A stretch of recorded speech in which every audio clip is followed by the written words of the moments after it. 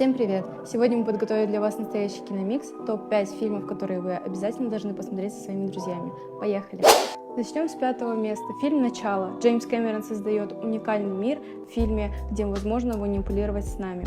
Этот фильм не только заставит переживать, но и удивит вас визуальными эффектами. 4-е место. Фильм «Скользящие». Фильм не только затягивает своей атмосферой, но и загадочной историей. Мы видим не только борьбу за выживание, но и глубокие философские мысли о реальности и месте человека в мире. «Мальчишник в Вегасе» занимает 3-е место в нашем топе и является идеальным выбором для просмотра со своими друзьями. Неожиданные повороты и безумные ситуации просто гарантируют смех и хорошее настроение на оставшийся вечер. 1-е место в нашем топе занимает фильм «Интерстеллар». Если ваши друзья любят размышлять о вселенной, времени или пространстве, этот фильм точно стоит вашего внимания. Прекрасная визуализация, потрясающая музыка и сложный сюжет, о котором можно долго-долго говорить.